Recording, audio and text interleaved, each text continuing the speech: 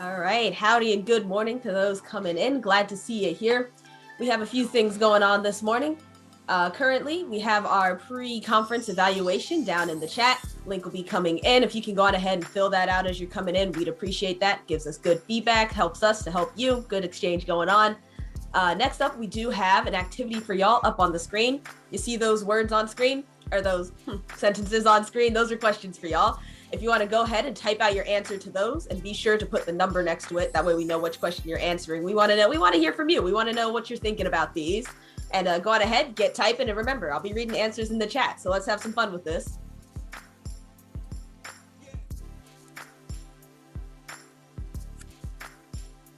Oh, I see our answer to hip hop culture from Karen Kirkland. Hip hop culture is music, dance, rap, scratching, art, graffiti, the way you present your style. I like that. I like that a lot. Hitting all the notes there.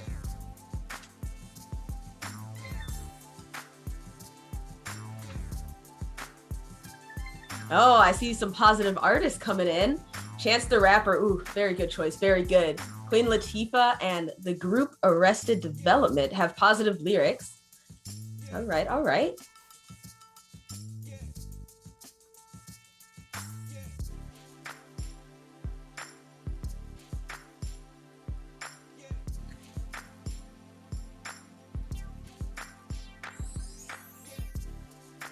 I see some more artists. Y'all like to shout those out. Timothy Jones said Rhapsody and J. Cole. Can't say I've heard of Rhapsody before, but definitely gonna check them out after this.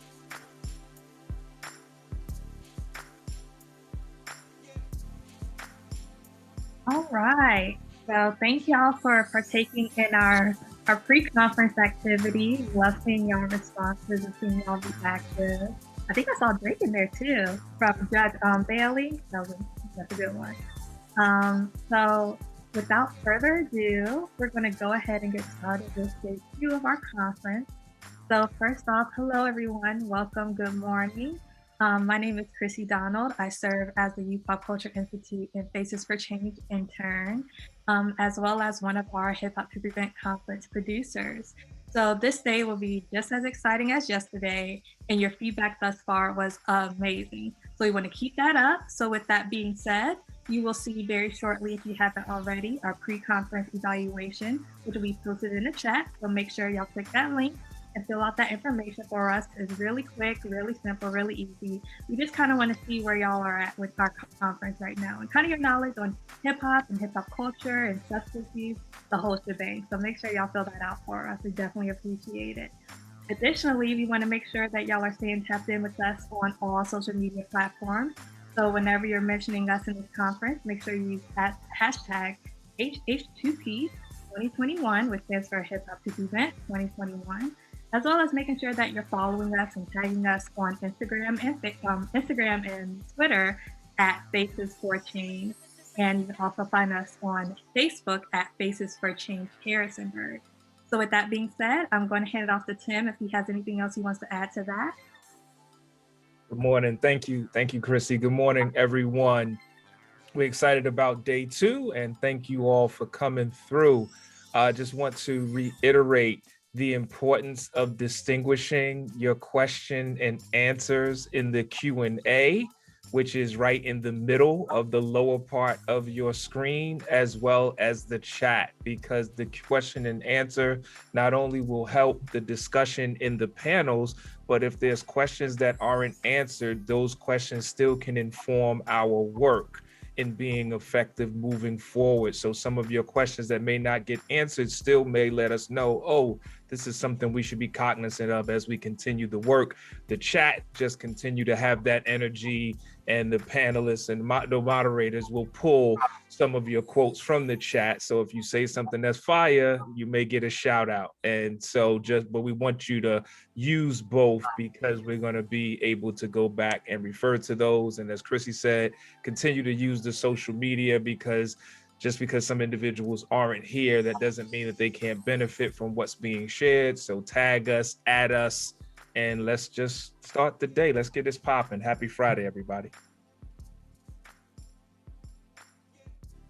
All right, so one final reminder before I hand it off to Dr. Harper. You want to make sure that if you haven't already, you should have received a electronic copy of our conference booklet. If you aren't located in Harrisonburg, we encourage that y'all download it, print it out, use it as you see fit. It goes perfectly with our conference. So we definitely want y'all to be able to take notes and take what you learned away from the conference and be able to refer back to that.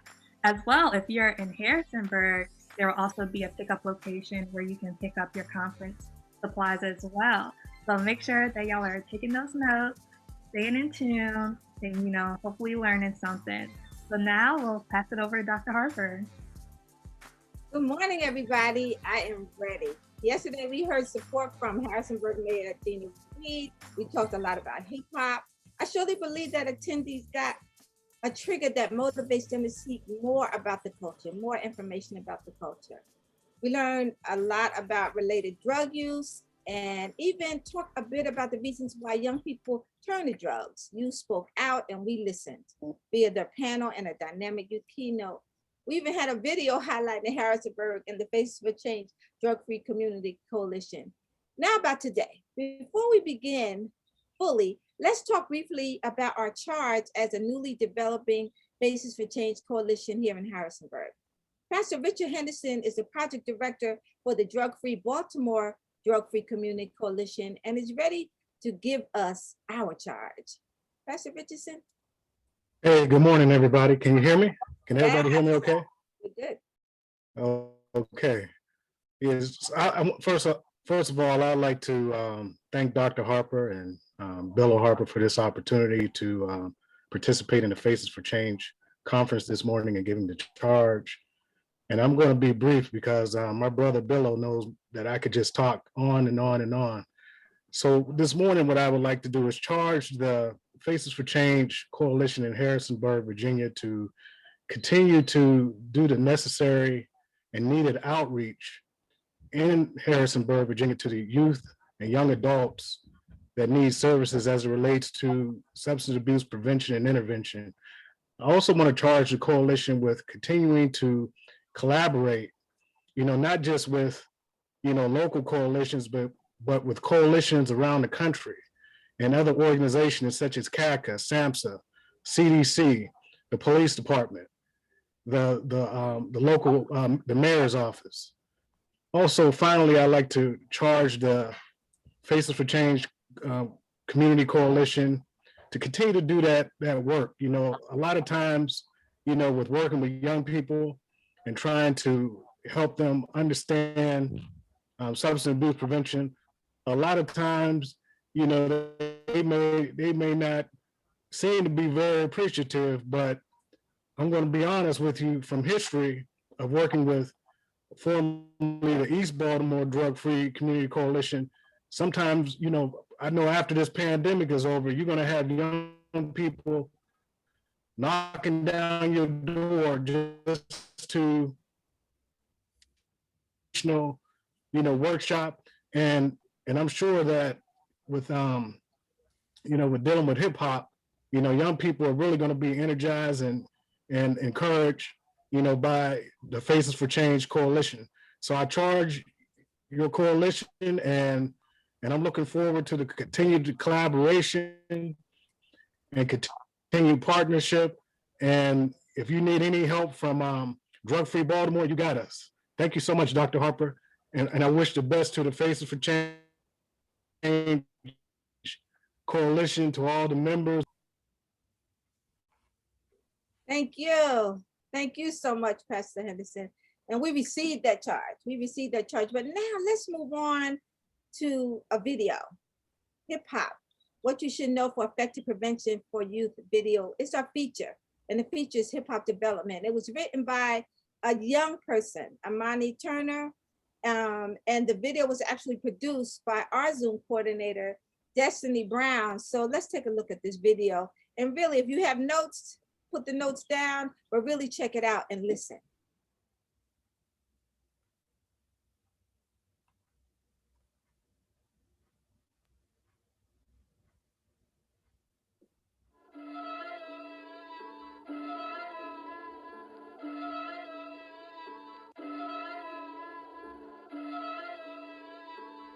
Yeah. Use hip hop for development, making better women and some better men, you know we should do it for the better man, use hip hop for development, use hip hop for development, making better women and some better men, you know we should do it for the better man, use hip hop for development. We can stop drugs before it goes to the victim. We can make a doctor or a lawyer out of children. We can stop a criminal before he's convicted. We can help an addict in the fight with their addiction. Drugs are a bug that can crush a condition. Rocking a hard place, toughest position. We don't need assistance from your coalition and your politician to start the prevention. Now I'ma need your attention. I'ma tell you how we can use every system to get from eviction to graduating Princeton. The youth are the key, put the key in ignition and drive. Many of my friends never made 25. We can use hip hop to keep hope alive. We can use hip hop to keep you from dying. We can use hip hop to cultivate minds. We can use hip hop to market ideas. We can use hip hop to talk to our peers. We can use hip hop for hundreds of years. Hip hop can teach the prevention to kids. Hip hop's features to talk to the youth. Change won't begin unless it start with you.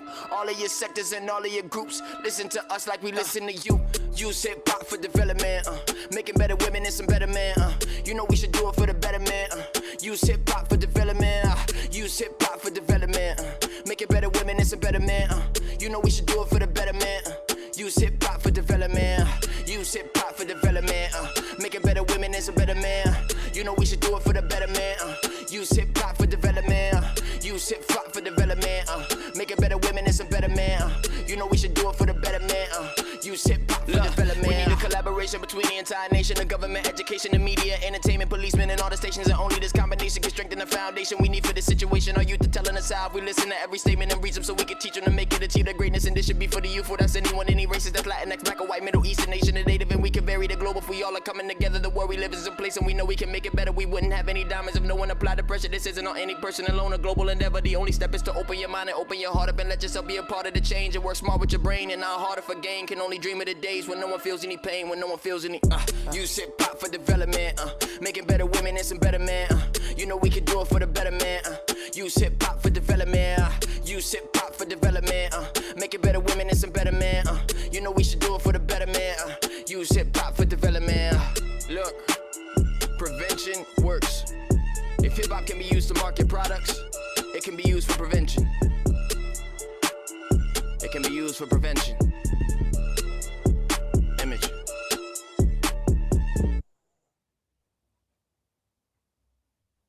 Whew. That was fantastic. We really want to thank Imani for that video, and hopefully it sent a clear message to everybody. So what we have next? Here we go. Let's move on to panel one. I just want to remind everybody that these are trigger presentations. So I know we can respond real long about some of these issues, but we want to trigger and stimulate the minds of everybody in the room. So these are really short panel discussion. And as our mayor said, this might have to be an annual thing where we can spend more time. Okay, so what we got for panel one, Chrissy? All right, so joining us for panel one, we will be talking about the role of hip hop in promoting health education and the use of hip hop as a tool to prevent substance use among youth. So joining us for this panel, we are elated to have Karen Kirkland, Jennifer Van Ross, Alanis Olivares, and Mike Graham Square. And just a little bit about them. Karen Kirkland serves as an independent contractor for the National African American Drug Policy Coalition, which is a collaborative initiative to address the problem of drug abuse in the African American community. Jennifer Van Ross currently serves as the lead substance abuse counselor with Busy Bee Inc. in Houston, Texas. She uses her skill sets to equip youth with knowledge on the journey to becoming their best self. Alanis Olivares is also a substance abuse counselor with Busy Bee. She educates youth about the dangers regarding substance use in sexual health and mental health, all while using hip hop culture in its art forms. And lastly, Mike Graham Squire, is a drug-free communities program manager for the Neighborhood House in Seattle, Washington. With 18 years of experience in youth leadership development and youth organizing, he works with diverse groups and organizations for progressive social change. Welcome, everyone. Yes, you all are using hip hop as a tool to prevent substance use, and your data shows increases in drug risk perception, knowledge, and for some perceived greater risk of harm as a result of hip hop to prevent. What made you choose hip hop? What made you and or your organization think that hip hop might work, Mike? Good morning, everybody. Welcome from Seattle. So nice to be with you all. So we just want to say thank you because it's very early in Seattle. So we appreciate you tuning in. Getting the kids ready for school. So we started working with Dr. Tandy and Billo and her crew about 4 years ago. And what we found when we were looking for youth prevention programs is that there were very few that were really developed for youth of color and that spoke to the diverse group of youth that we work with here in Seattle. So that's why we were drawn to H2P, and we brought them out to Seattle to do a training for about 20 folks from the community. And my role was really as a convener and facilitator to bring people who were part of the hip hop community and part of community working with youth of color together for the training and support the work afterwards. And since then, we've done H2P as an after-school program and as a spring break and winter break and summer break intensive camp, which has been the most successful way for us to implement it. And we've had a lot of spin-offs of H2P. So we've had a group that worked on a music video with youth. We have some folks right now that are doing virtual hip hop youth development after school programs once or twice a week with youth in different parts of the city. So for us, it's been really valuable.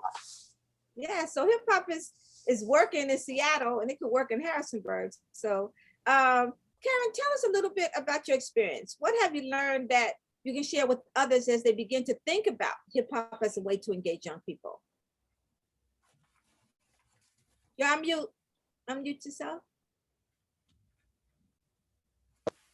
Hip hop is the communication that youth uses. It's a way, because I'm older, it allowed us to speak, to be on common ground. And it allowed us to learn also, you know, what they were talking about and all the different venues and aspects of hip hop, the art, the graffiti, the scratch, because it comes differently. But it was effective in DC. We have a lot of homeless youth. We have a lot of youth that don't have those protective factors. And hip hop was a way to get to those youth. Thank you, Karen. Alanis and Jennifer in Houston, Texas, you've been implementing adaptations of the hip hop to prevent substance abuse and HIV curriculum for maybe about 3 years now, and have science-based outcomes showing how hip hop works for prevention. But first, before we bring them on to speak, let's take a look at a short video of what you are doing at Busy Bee in Houston. Let's show that video. Hey everyone, my name is Alanis. And I'm Jennifer, and together we are the Southwest Hip Team. Our curriculum is free-flowing and allows students to express themselves through the art of music. We utilize hip-hop to teach middle and high school students about topics such as sexual health, healthy and unhealthy relationships, substance abuse, gateway drugs, self-esteem, self-confidence, and risk avoidance. When the COVID-19 pandemic hit, we transitioned from in-person teaching to virtual learning. Although we miss being with our students, we've come up with new and creative ways to engage our students virtually. They are able to receive the same great education from the safety of their homes. We know that substance abuse, mental health, and sexual health education play a vital role in adolescent risky behavior and decision-making. Our mission is to provide knowledge, inspiration, and understanding to our students through the culture and art forms of hip-hop. With our non-traditional approach, students are able to express themselves through lyrical rap, graffiti art, dance, DJing, and fashion. And remember, where words fail, music speaks. Yes, they are actually give them some hand claps or something in the chat. I mean, they are actually doing it, and they work the epitome of what adaptation is about.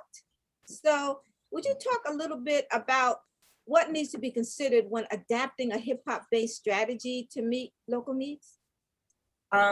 Yes, so good morning, guys. I'm Jennifer. And hi, I'm Alanis. Good morning. We're excited to be here. Yes, and so like Dr. Harper said, when we got the curriculum, we were, first and foremost, we wanted to make sure that it was, it fit the Houston community, right? Because we all know that the Houston music is a little different We do listen to a lot of mainstream music, but we are different when it comes to the music culture and then everything that we do here in Houston. So we wanted to make sure that we were going and meeting students at their level.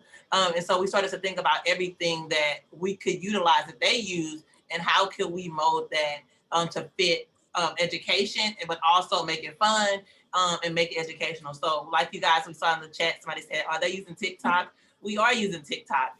We use TikTok, we use Triller, we use Instagram, we let them make reels. Whatever meets their needs is going to get the information across, we do it. Let them pick their own songs. Like if we have like a little time off, all right, we're gonna jam out to some music, let them pick it, let them have their own jam session. As far most, I mean, during the pandemic, it's been really just exhausting being on the computer for so long. So sometimes if we wanted to elaborate on a certain topic, and I know we're kind of running out of time, we just let them, give them that space to talk, because that's just what they really needed. Like they needed to be heard, because maybe they just weren't getting that from their home, and now they weren't around their students anymore. So giving them that space to be themselves. Yeah, and then always being adaptable, like Dr. Harper said, always being able to change and be flexible when it comes to adaptations and modifications, because we know hip hop and its culture changes. And then we also understand that not all students listen to hip hop, right? So, but we do understand that hip hop is a genre, it's the largest genre of music. And so there's every genre of music embodies some form of hip hop, right? Whatever that may look like, it embodies hip hop, some form of it. And so we had to always feed that to our children. When we got into the classes, we always told them, you may not listen to rap or hip hop, but there's something about it that you embody, whether it's fashion, whether it's poetry, whatever that looks like for you, you grab onto that thing and you run with it. And I think somebody said something like that yesterday in day one, that you take, I think it was Tim, you take what is amazing about what you have there and you grow on it, right? And you make it work for you and your community. Okay, I mean, they dropped some serious jewels. Like every genre of music has hip hop elements in it. I mean, you can't ignore it. So you might say, okay, there's a lot of country music, there's a lot of R&B, there's a lot of rock music that's being listened to, say, for instance, in Harrisonburg or anywhere throughout the country. But hip hop exists. It permeates all the music. It permeates youth culture, which we talked about yesterday. And you also spoke about the importance of tuning into social media and tuning into what young people are tuning into. So I think that's really, really important. So what challenges, if any, have you dealt with when you initially decided to incorporate hip hop's formal features for prevention, Mike? Did you encounter any challenges? I don't think we had challenges incorporating it. One thing I like about H2P is that it lays the foundation for the philosophy for how to work with young people and how to engage them. So we've taken that beyond just the 10 ciphers that H2P provides and used that, in all of our programs for how to really engage youth. Our biggest challenge has been getting the youth to participate. And so that's why using this sort of spring break camp or summer camp model where we have an intensive week-long program and then once they're hooked from that 1 week program, then we follow up with them afterwards with other programs. So that's been the main challenge. And I'm sure it's been even harder when it comes to since we have COVID. It's harder to get young people to come. It's harder to get but we have to be innovative and creative about that. Now, Karen, you have engaged quite a number, maybe 100 or so young people in this Hip Hop to Prevent initiative. So talk to us a little bit about how young people have responded to the use of hip hop for prevention. Well, we have two different groups. When you look at middle school, we push prevention because they haven't used yet. In our high school, it's been very effective because we're reducing the amount of use. They understand the technical part about it. Youth are real savvy when you give them the facts. And the high school and older kids were able to incorporate that fact. Some of them have not completely stopped use, but there's been a reduction and there's been more attention to positive goals. We've seen kids who weren't on a college track get on the college track. We've seen kids who said, well, okay, I was selling, I'm not going to sell. Or maybe I'm not going further than marijuana. They understood the opiates, they understand the pills. And like I said, for our middle schoolers, it's such a great, not scared straight sort of thing, but they know the facts and they start to teach their families. Yeah, thank you for that. So they know the facts, they teach their families, and that happens a lot, particularly within the Latinx community, I am sure. And you might want to speak about this, Alanis, for a minute, because a lot of times their parents don't speak English. Okay, so they come back and they communicate. So it's all about reduction if young people are using drugs, right? And it's all about prevention if we can move them in a different direction. So as we close this panel, and I know we could keep going on and on because of the great work that all of you all are doing, what do you want to say to folks in Harrisonburg and throughout the country about what they need to know as they begin to embark on hip hop culture as an environmental strategy to reduce substance use? May I speak? I would advise them to use incentives initially to get those kids in the seat. Once you get them in the seat, hip hop becomes alive. This curriculum becomes alive and they're interested and they drive it. The biggest challenge is outreach. Like I said, DC, we have a lot of homeless youth. Youth have a lot of needed services. If you can provide an incentive, provide an incentive. Thank you. Mike? I think the flexibility of the curriculum is great. And Dr. Tandy's been amazing at telling us, if you're not adapting, you're not doing it right. You have to adapt it to make it work for your community. So keep that in mind, that there's a lot of flexibility to make this work for your, what works for your local community. Thank you for that. And one important thing that he said is localizing this piece. And that's what Jennifer and Alanis do so well as Karen. Localize it to Harrisonburg. What's happening in Harrisonburg, make that, like Tim said yesterday, that's hip hop. If it's popping in Harrisonburg, it's hip hop. Okay, Alanis and Jennifer, what would you like to leave us with? I think we can agree with both Karen and Mike. Being flexible, incentivizing the students, it's always something that we do. But just being open-minded to allowing them to lead. I think you said that yesterday, Dr. Tandy, that it's child-led, it's student-led, but it's adult-driven. So allow them to be the pilots, like the person that holds the map to where it's going, but we are driving the bus, but you allow them to tell you where we make stops, where do we get off, where we sightseeing, and allow them to do that. And then you just kind of follow. And I say, don't be afraid to get criticism from the youth, because we asked them today, earlier, we're like, what would you change? And what are some adaptations? And they said more personal conversations. They for sure are like, in person. I was like, well, we're doing that. We're about to be doing that. But they really want candor. Yes. Yeah, they're ready for us to get back into the classroom, because in the classrooms, we have a lot more hands-on. We have a lot of activity. That's really good too. We do a lot of games, a lot of videos. Don't get so stuck, and don't be afraid to change it up, y'all.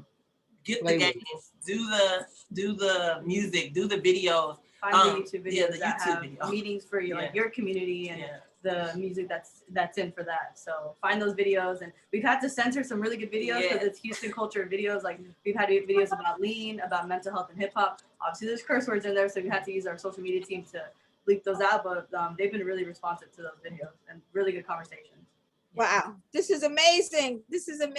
I love it. And can I say one more thing? Do the lab. The hip hop has a music lab that follows the curriculum. Do the lab. Allow the kids to do their own creations. Yes, let them be creative, and let them, like Alanis and Jennifer said, and like we all agree, this has to be, and this is what Faces for Change is all about. It has to be youth-led and adult-guided. Let young people tell us it's okay to pass the torch. It's okay to be wrong. It's okay to be vulnerable. Let our young people lead, provide them that opportunity. All right, I want to thank all of you, Houston, DC, Seattle, and everybody else. I really want to thank you for being here with us. Hopefully you stay. and contribute. Okay, thank you. Let's move on. Here we Thank you. go. All right, panel 2, will we have Chrissy? All right, so for our next panel, we will reveal the stories that law enforcement and the juvenile courts have encountered, as well as Virginia's new marijuana laws, potential risks, and safe ways to dispose of prescription drugs.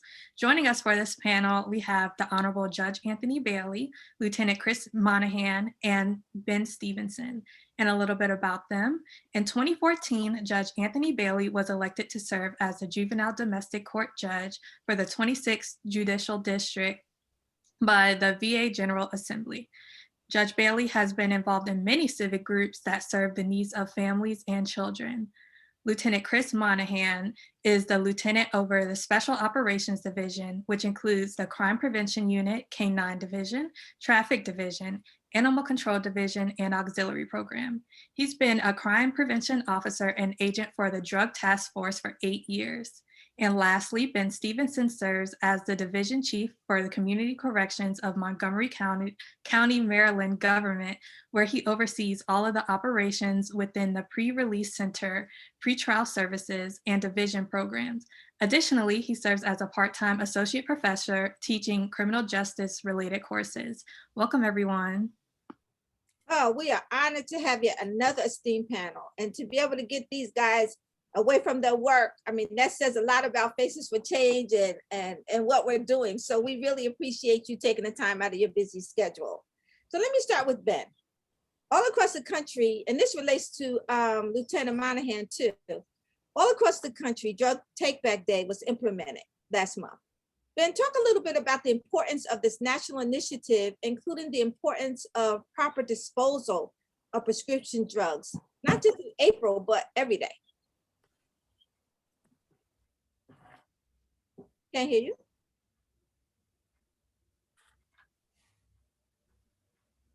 I'm sorry. I can talk on it a little bit. The National Drug Take Back Day, we do it twice a year. And what it does is it gives people the opportunity to get rid of their unused or unwanted medications, especially when you're talking about opioids, which are the leading causes of overdose throughout the country. I think 70% of the overdoses that happen from prescription drugs are from opioids. So it's important to get them out of the street. A lot of times it's just grandma that leaves them in the medicine cabinet, or somebody that was prescribed them and then they use it for illicit purposes by selling it on the street.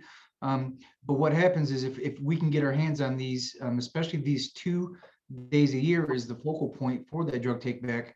But there are also locations that on a daily basis you can take these unused medications. But the importance of getting them off the street, making them inaccessible to the youth is very important to make sure they're not getting in the wrong hands. And a side note from that, it is also beneficial because if you flush them or get rid of them by some other means, it also negatively impacts our environment. So. Oh yeah. Ben, are you straight yet? Okay, let's move on. Judge Bailey. Hi, Judge Bailey. Good morning.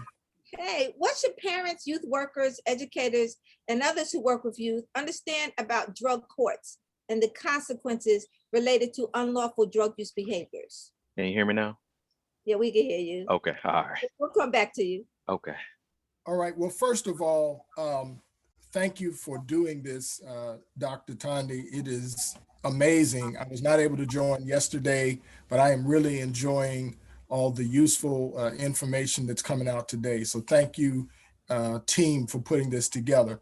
In terms of talking about drug courts, for the most part, in the state of Virginia, there are very few drug courts that apply to juveniles. There are a couple in the state, and there will probably be more in the future, but most drug courts are geared towards adult drug use. And the thing that you have to understand about drug use is, and I'm not specifically talking about marijuana so much at this point. I'm talking about the Schedule 1 or 2 drugs, methamphetamine, cocaine, all of your opiates, in particular heroin, and other types of drugs that are prescription drugs that are misused, methadone and other forms of Schedule 1 or 2 drugs. Those drugs are controlled for a reason. They're controlled because unless you have a PhD in chemical engineering or a medical degree, you don't have the sophistication and capability to know how to use them without harming yourself as a layperson. There's a reason why those drugs are not just over the counter. They are destructive. And it's not just from a standpoint of will they make you high? That's what everyone thinks about. But they destroy brain cells. They destroy your internal organs. They also lessen your ability to cope with day-to-day living. And they don't just affect the individual who is using, they affect all those adults and children who are living in the same environment. One of the things in Harrisonburg that is sort of unique for a city and a county area that's our size is we have over 100 children that are in foster care in this area, which means they have been removed from their biological families.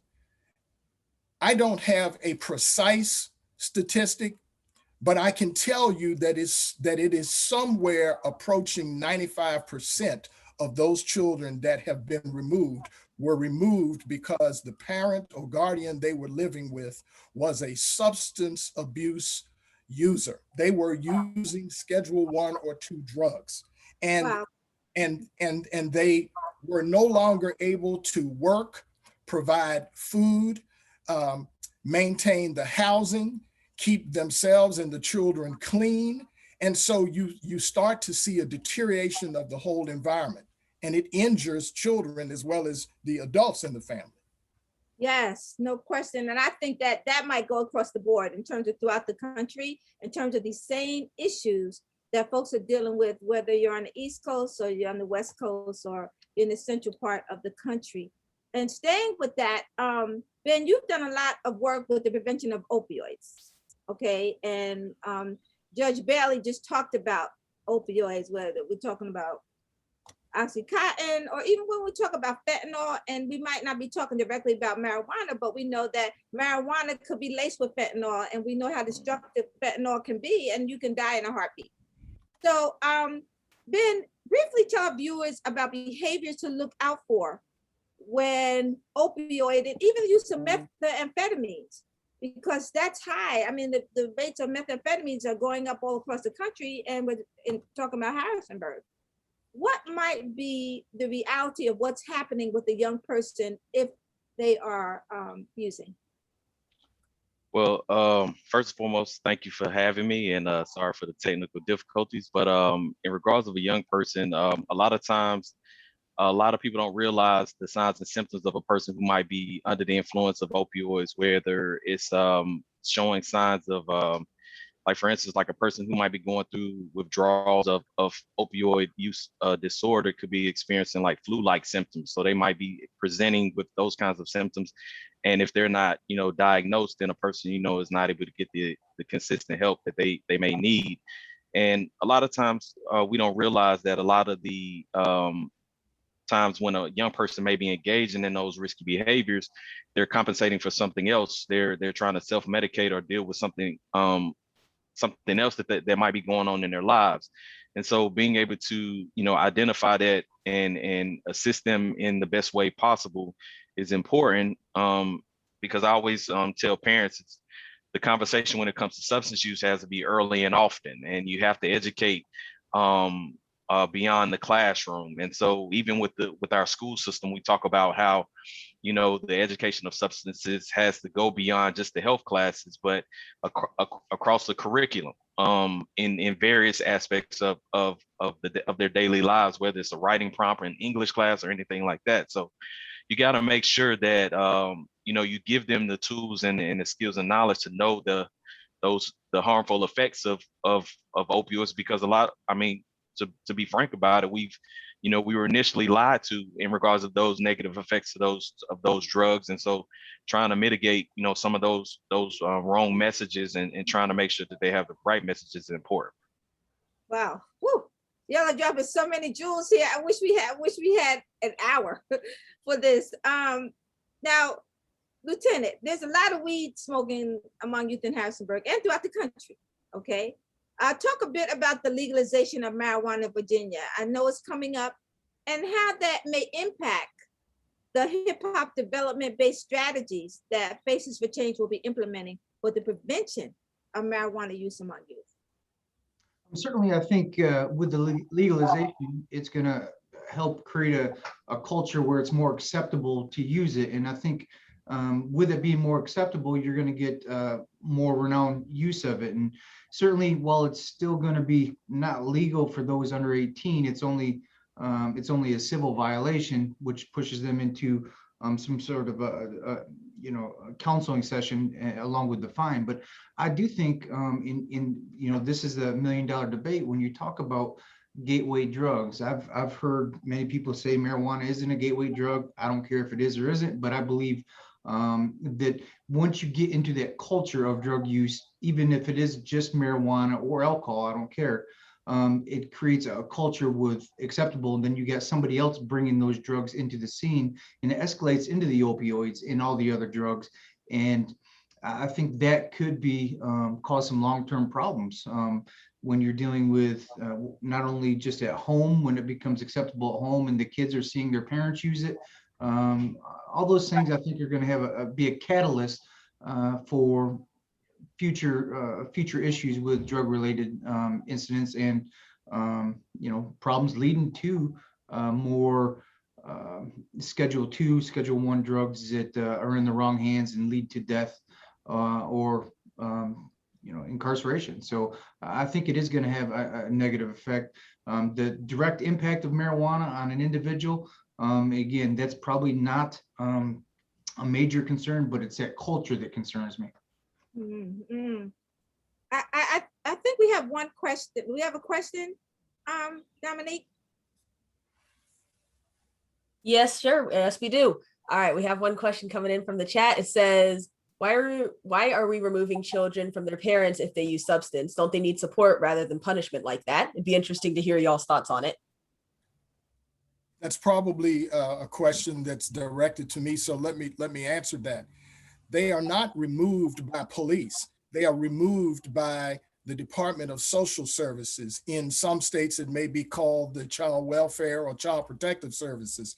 Here, it's the Department of Social Services Child Protective Unit. And so when people are thinking that it's about punishment, what the Department of Social Services does is precisely that.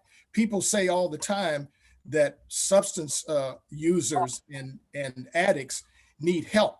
What the Department of Social Services does is when they remove a child, they first make every effort to place them with a family member who is not in that household, who is not plagued by that same issue. And the reason they do that is because children need, in addition to love from their parents, they need to be able to eat. They need to be able to sleep. They need to be able to be clean and taken care of. And so we have to not confuse removal has nothing to do with punishment.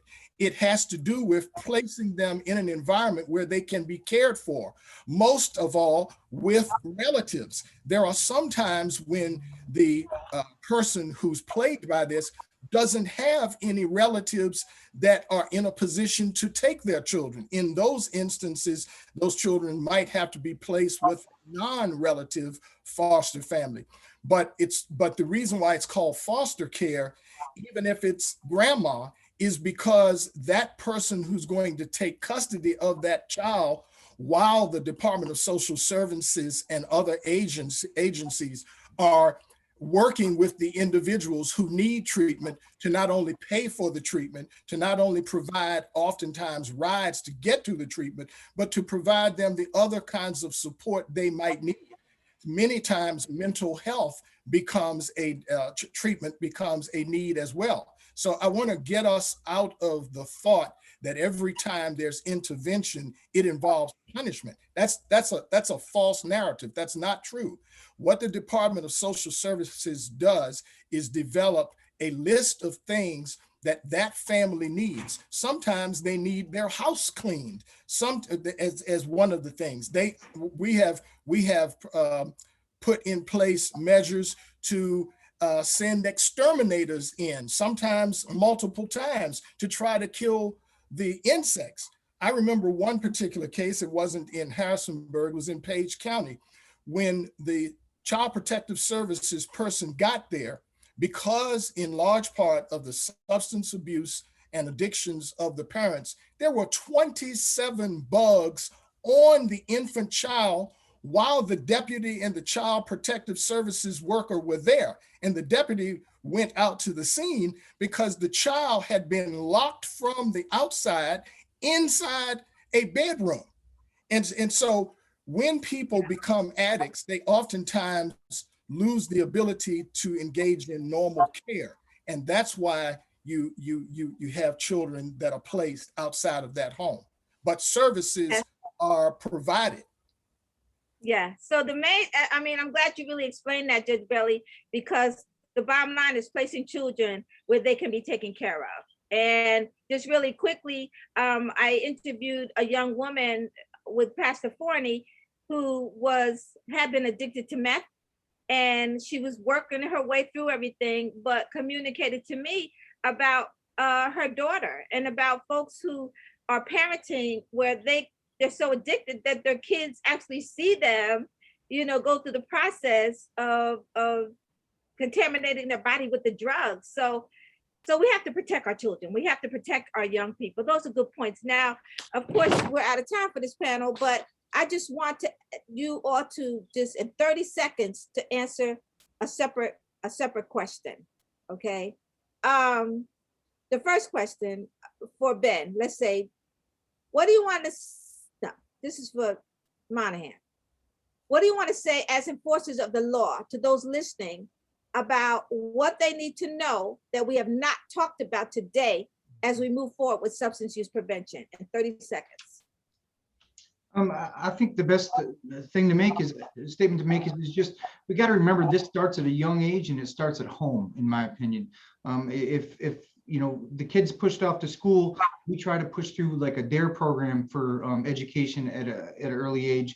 But also when they go home, they've got to be able to have a stable environment to learn and be educated there from family members or people that care about to know that these things are wrong. Programs like this, I think, are great. But when you're talking about the hip hop culture, they don't want to hear from, Chris Monahan. They want to hear from, my partners out here like Judge Bailey, Pastor Chris. These are people that work with in the community. And I think that partnership is what's important. Partnership under the same umbrella, partners with law enforcement and community members to educate the kids through programs they understand. So I like this program and I hope we can move forward with it here in Harrisonburg. Excellent. Actually, you answered the second question. So let me just leave it here. 30 seconds, 15 seconds, probably now. Ben, what do you want to say to everybody that's listening? I would just say, somebody just said it in the chat, it takes a village. I truly believe that.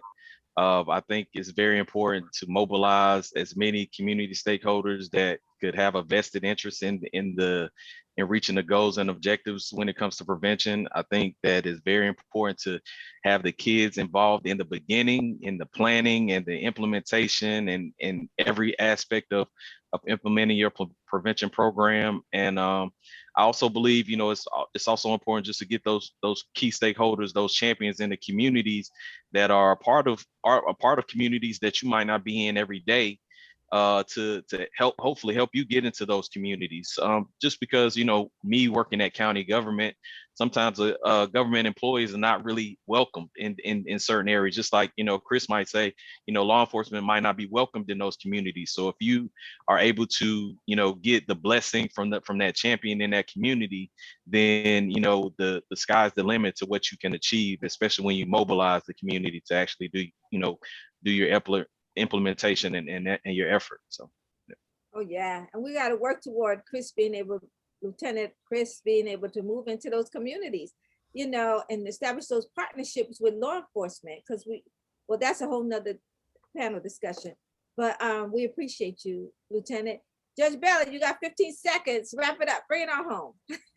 Well, I just want to say that it is, even though there are many people who feel that the legalization of marijuana is going to be a positive thing because of the medicinal benefits and other things that make marijuana different from other drugs, I still don't want my 7-year-old or 9-year-old using it.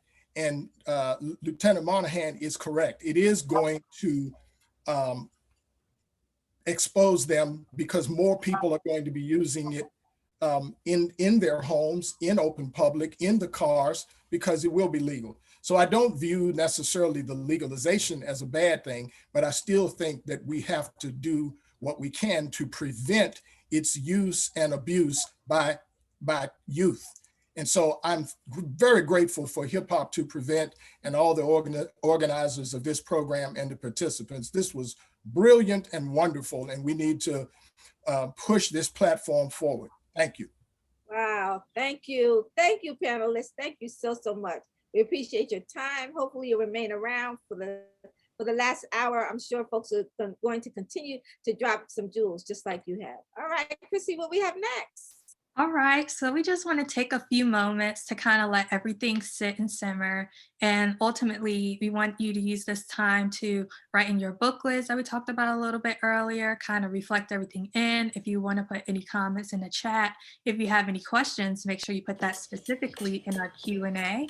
Additionally, make sure that you're tapped in with us on social media at Faces for Change on Instagram and Twitter, and Faces for Change Harrisonburg on Facebook, as well as using our conference hashtag HH2P. Additionally, if you haven't already, whether you're a panelist or an attendee, we welcome and ask that you fill out our pre-conference evaluation. This will help us kind of get a better understanding of where you are right now in terms of your knowledge on hip hop, substance use, as well as just demographic information, so we can kind of get a general sense of who all came to join us today. So I'll let y'all take a couple quick seconds to kind of get everything kind of settled in, and then we'll be right back running. And I think the link for the evaluation is in the chat. Yes, the link for the evaluation, that'll be posted in the chat for you all to click and access. Please fill it out, y'all. We need the data. Breathe in and out. Absorb what you're thinking, feeling, write it down. I'm really doing the spirit doctor style right now.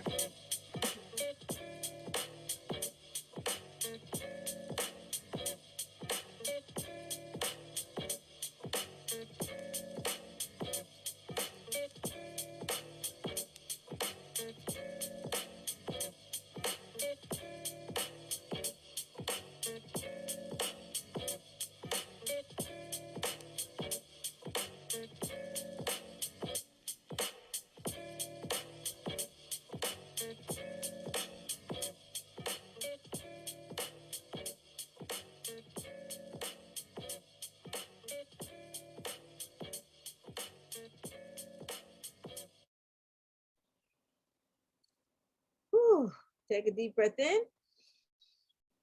Take a deep breath out. Boy, I feel good. I'm full of knowledge and information. They say knowledge is power, but it's also what you do with that knowledge is even more powerful. All right, so what's next? Pastor Dow, what do we have going on?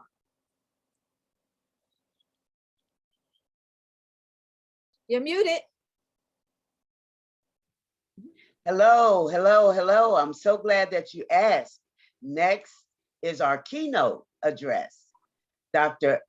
Ian Levy is an assistant professor of school counseling at Manhattan College in New York City.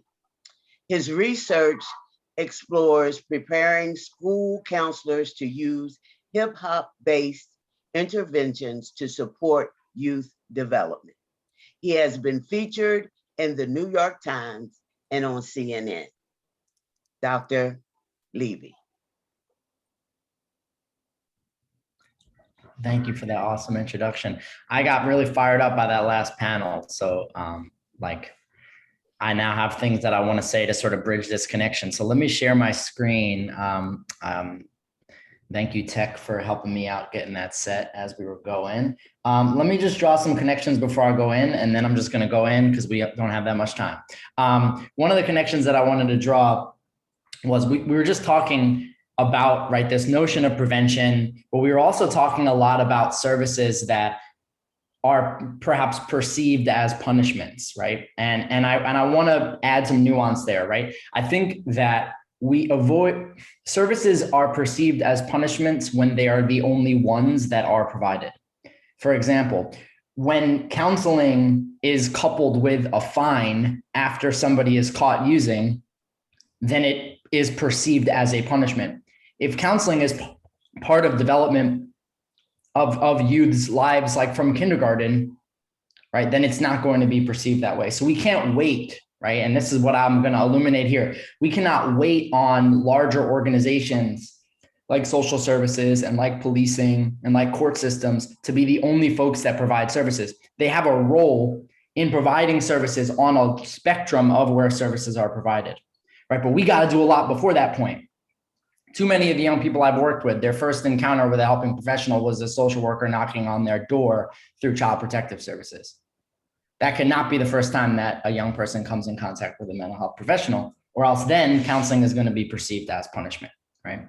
So here we go. So I'm going to talk about hip hop, right? It's what I love and what we all love, which is why we're here. And the reason I think we all love hip hop, right, is because it's rooted in development. So I love talking about the grounding of hip hop as the rose that grew from concrete, right?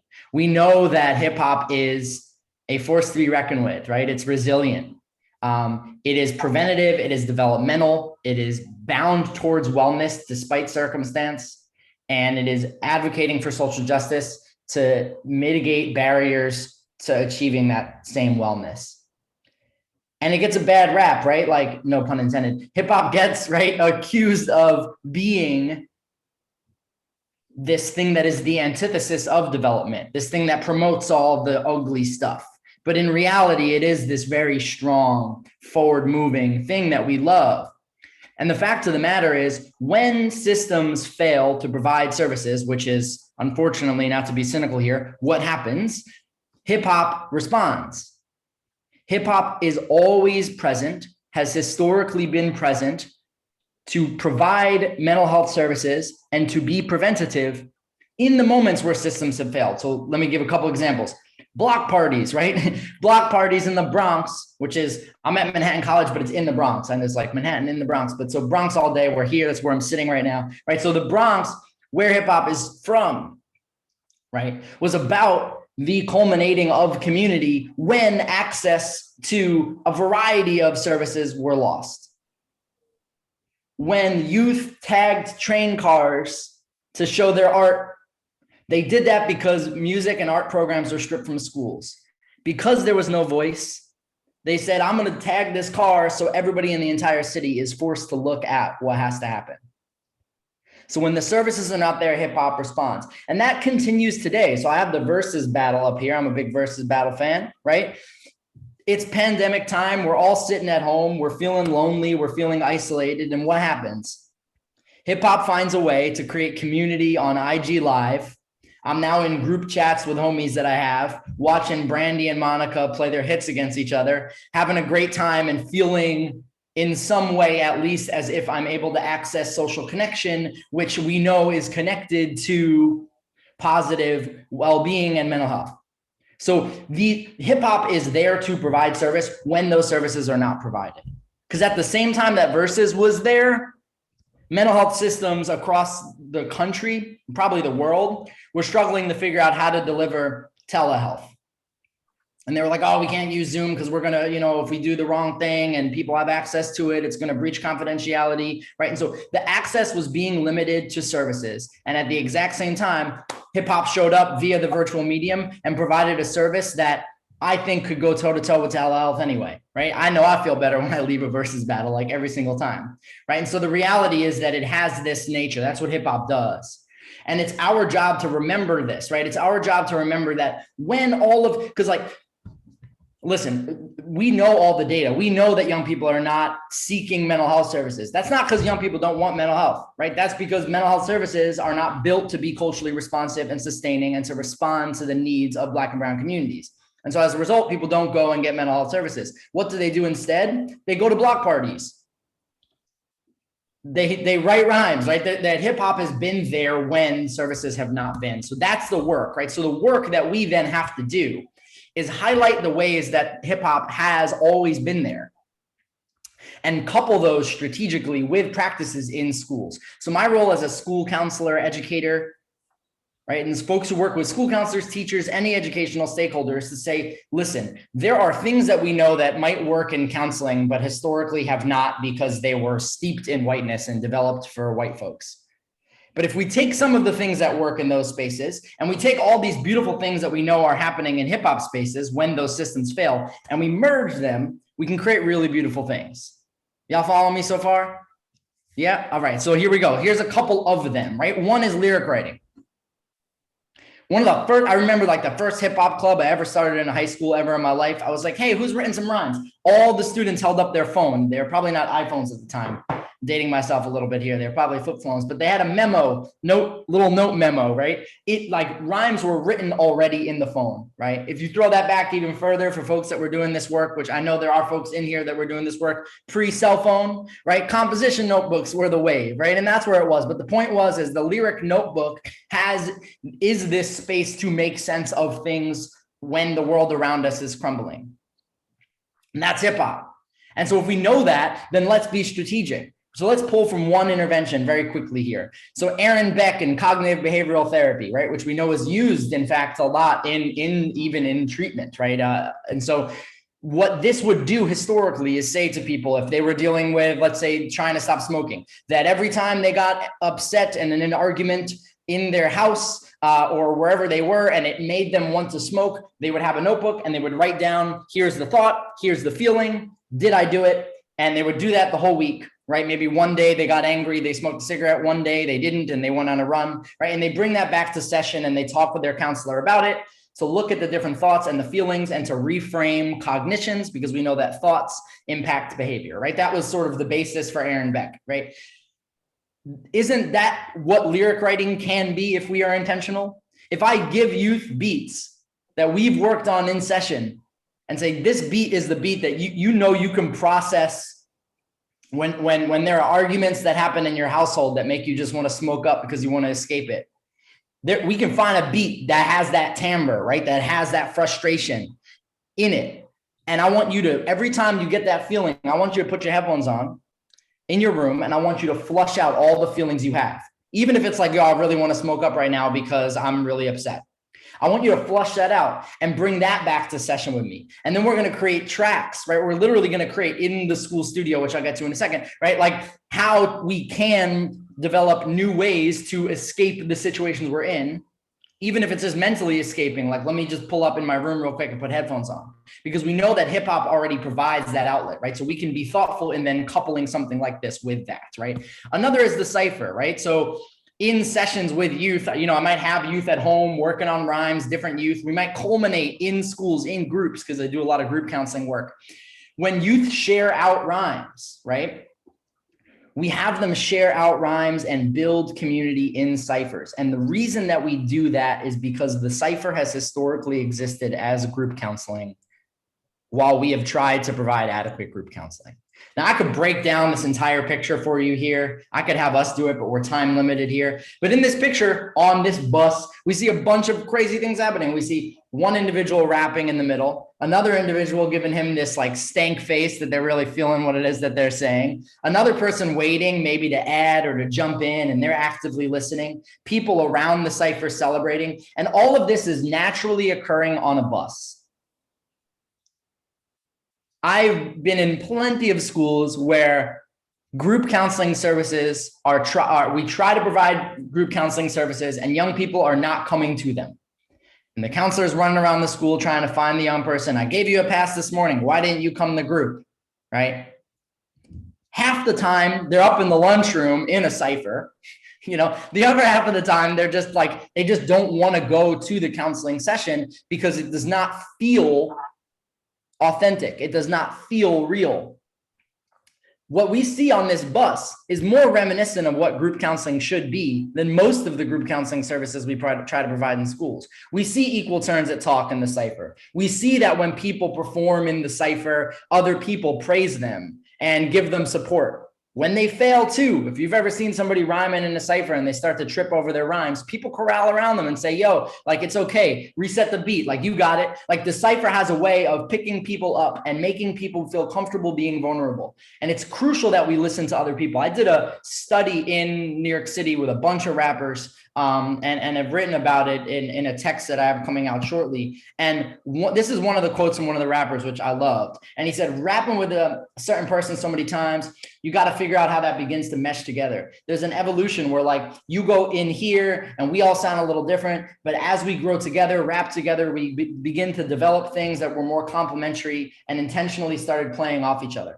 So there's this way that in ciphers, people even understand, like, how to hear and listen to other people, how to identify what makes people talented or gifted, how to take some styles that somebody else has and merge them with their own. And I mean, all of these things happen. These are all group dynamics. I can go through Irving Yalom's 11 therapeutic factors for group work and probably connect half of them to this quote, if not the others that I have, right? And so the reality here is that ciphers have historically been group counseling. And so our job is to bring them to the counseling session. And it's not that hard, right? If we trust that if youth can do this on a bus, nobody on this bus said, hey, we're going to cipher. So when I rhyme, please make a stank face to make me feel like you appreciate me, right? Like, this just happens. It happens because it's ingrained within the culture. And so if we take the cipher and we put it in a session, we have youth at home processing all of the stressors that we know are happening in real time with beats that we've given them. And then they come back to session and they circle up and they share those out. They're going to learn from each other. They're going to build from each other. And from that, even cooler things can happen, right? And so collaboration is another part of the model, right? Collaboration as this role play, right? All the time we like to role play out situations, right? So we like to help young people understand, like, well, here's a potential, like, triggering situation you might enter into. How are you going to respond when you enter into that situation? We can do that through rhyme, right? Let's construct a verse now. Now that I know about all the things that are going on for you at home, let's construct a verse about what it is that you are going to do when you are home tonight and an argument breaks out in your apartment. And let me partner you with another person in the group who maybe I know is really good at that, right? Maybe I have a young person who's come a long way, and I strategically couple that young person with a person who's new to the space and is still kind of like really, really wrapped up and is like responding very like, maybe the emotional regulation is not as developed as we want it to be. And when there's frustration, there's just an immediate response. So maybe I'm going to take those two youth and say, yo, if you collaborate together on a song about the shared theme, you're going to learn from each other. And where is that taken from? That's taken from the studio. I don't know who's been in here, who's been in a studio session before, but every single time I could go to the studio with any one of you that I've never met before. And I guarantee you, I'm going to come out of that space knowing, like, details about your life that I might not know if I had met you in any other context. Because if we are going to create a song together, I have to understand what it is that you've been going through. And I have to understand how I connect to what you've been going through. If we're going to create something that is cohesive together, right? Like, we can't write a song about relationships and you're rhyming about a breakup and I'm rhyming about a basketball game. That doesn't make sense. We have to think about how we are going to come together, right? And share in our experience on a track. And this happens naturally. Again, like, I've learned more about people in studio sessions than I've learned about in other places, right? And so if we do that with youth, we can take it one step further. And I know I'm running low on time, so I'm just going to go. But like the structure for a group, right? Like, we can have these pop-up songs, but the real magic is in getting youth to agree on, in a group space, on a mixtape that they want to create around a singular theme. Because mixtapes are really, really dope. When you create a mixtape, it's not about that one cohesive track that you might do in this sort of collaborative partnership. It's about How are you going to create 15, 20 songs all about the shared theme, exploring it from all different angles, rooted in research? How are you going to go out and make sure that all the stuff that you're writing about on this really, really dense and robust project is rooted in research? Which means with youth, we're watching music videos, we're reading articles, we might go to panels, we might interview our families. We're gathering as much information as we can to inform the creation of various songs on a mixtape. Well, I'm just saying, you know, we got to bring Dr. Ian back.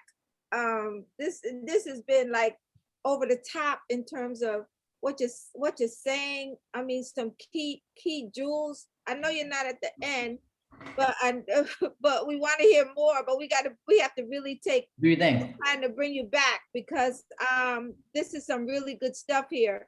Hip hop lives when some of us get off work.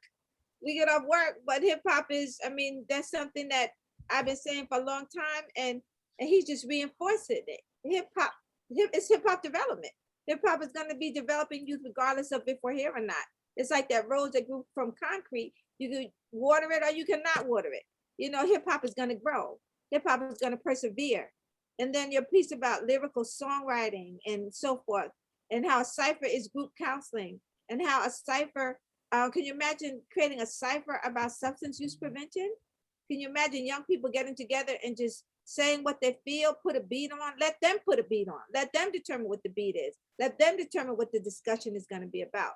So your message here, as it relates to what young people are definitely going through, could be going through as far as mental challenges are concerned, and regardless, you could be as straight up as you want to be during this COVID time, during this time where you're going to school virtually and so forth. There has to be some mental challenges. All of us in here have some mental challenges, you know. So we just appreciate you with that message, and hopefully we can bring you back at some point in time. Absolutely. And sorry for going long. You know me, I get in the pocket and I was just flowing, but I would love to continue to build, and thank you I was reading through the comments and I'm glad it's hitting. And if you get into this work and you want to connect at all, I'm happy to help and offer some thoughts. So I can share, I'll put my contact info in the chat if you're interested. So thank you all so much. Thank you. And Ian and I have an article coming out, so we're excited about that. Yes, we do, out the UK. Okay, thank you, Ian. No question. Woo! This is so awesome. Everything is just so awesome here. Chrissy, let's move to our next panel. What do we have? All right, so now we'll be highlighting Harrisonburg and Rockingham County's community voices. So in this panel, who we have joining us is Imani Morse, Unisimo Baltazar Corona, Stephanie Howard, and Dr. Chris Johnson. Imani Morse is a program coordinator for the On the Road Collaborative program at Thomas Harrison Middle School. She is also a community teacher for the high school inside healthcare career enrichment classes and the Faces for Change sector member. Next, we have Unsimo Baltazar Corona, who is a future Latino DFC coalition coordinator. He works to improve Latinos' youth health by preventing the use and misuse of alcohol and drugs, and is a Faces for Change collaborator. Stephanie Howard works in and continues to serve the community within Harrisonburg Parks and Rec, and is the Sims Center for Continuing Education. She is a community collaborator with our Faces for Change coalition. And Dr. Chris Johnson is the lead pastor at Divine Unity Community Church in Harrisonburg, Virginia. He has worked extensively with youth and served as a program coordinator with the Department of Corrections and worked with substance users that have had nonviolent crimes. Welcome, everyone. Whew. I am on fire right now. I'm like feeling so good, so good. There's so much to talk about. Welcome, everybody. Let's jump right in here. Mani. Hey, glad to be here. Glad to have you. What have been your experiences working with Harrisonburg youth? Let's pull up her slide if we may. And while I'm pulling up your slide, talk a minute about how do you successfully engage them, and how might Hip Hop for Prevention fit into your already existing work? Oh yeah, for sure. So I'm the director of 2 middle school programs, one at Skyline Middle and one at Thomas Harrison Middle. So So yeah, we do run a program for both schools as well as the high school. And within that, we're really trying to provide educational opportunities and hands-on experiences. And that can look a number of ways depending on the semester, the class, things like that. But one part that we have in our program is career enrichment. And that can vary from anywhere. But one thing that we're really looking to do is to implement hip hop to prevention into our program, where it's a weekly class and kids are coming and being able to engage with a community teacher throughout a semester. So just in my experience overall, of course, I work with middle schoolers that is a younger age, but it's still present. I still see it, I still hear it. There's been, I mean, short stories, but occasions where we know like kids are skipping program to go be in the park to have their drinks and do whatever. And just little things like that, where like maybe coming into this position, I've been working with the youth of Harrisonburg for about 4 to 5 years now. Yeah, so just working with them, I do know that it's present and it's not something that I anticipated. And just like people have said on this call before, of like it does start early, and the earlier we can start the prevention and actually talking about it versus just trying to cover it up and slide by of like, oh, you're 12, you're not worried about alcohol and other drugs right now. That's not true. And so I think coming headfirst with it and being able to bring a program to our youth like that is going to be something very powerful. You are definitely doing some great work with On the Road Collaborative. I've had the opportunity to engage with you and your staff, and you all are phenomenal and doing great work. Let me ask Onisimo. I heard they call you One. That's easier. Yeah. Okay. Talk Yeah, for a minute. What has been the most challenging for engaging Latinx youth and families in your DFC prevention activities? And what advice might you give to those working to engage the Latinx population? And I want you to speak your response in English and speak it in Spanish too, for those who are not English speaking. Well, thank you for having me. I'm really glad to be here and share a little bit about the job that we have done in the last months. I mean, it's difficult to work with the community if we are in the middle of the pandemic, but it's not impossible. And it has been a little complicated because, of course, we were not able to do activities in person, you know, but we looked for different ways, as many organizations, about how to do the activities virtually. And this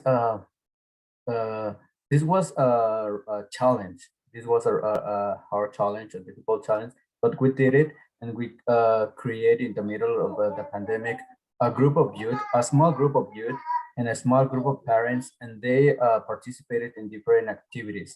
Actually, we participated in a challenge organized by CatCat, and we won the first the prize for in this challenge.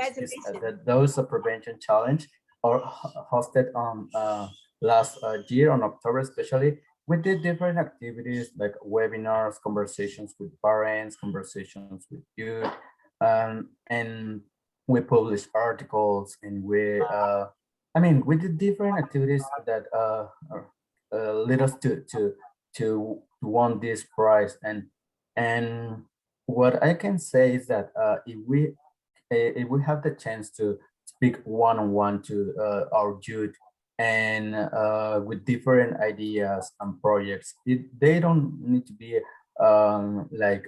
really big projects or huge plans, or I don't know. It's just you need to do the activities if you think that they will be useful for them, and it is something fun, if it is something to engage, if it is something to connect and to transmit a message. I think it is really useful, and it works.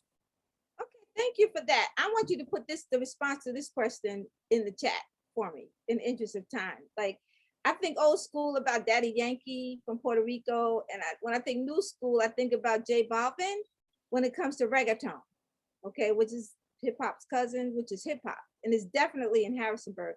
I'd like to hear your thoughts about that, because I like to hear your thoughts about that. I'm sure that J Balvin actually uses hip hop or reggaeton as a part of his therapy because he definitely gets anxiety and he has mental challenges. But put your response in the chat. Staff, what's going on, Staff? Now, Staff, she's been working to engage young people, diverse, Black, Latinx, white, and others successfully since we've been relatives, right? So, I mean, what's your magic? Have you ever used strategies that considered their popular culture, what they like to do, what they like to listen to, what their interests, to determine how you're going to successfully engage them? First of all, thank you for having me. Hello, everyone. It's an honor to be here with this great esteemed, diverse panel. But I don't know, I think for me, during the time that I engage with youth, I just really tried to reach them where they were and just kind of come on their level and just get to know them first and foremost, and then just kind of take it from there and let them kind of dictate, how we would continue to interact and affect change for them. Well, I know you definitely have some magic because everybody loves you. I've seen you at the Boys and Girls Club. You've been doing you constantly do wonderful things with young people through sports and so forth. So we really want to thank you. Harrisonburg thanks you. Harrisonburg thanks all of you. Now, thank you. Pastor Jones, what's up? Now, when Pastor Jones, you were introduced to me actually when Faces for Change first started in around 2010. And you actually signed a sector collaboration agreement as Durag Ministries about that time.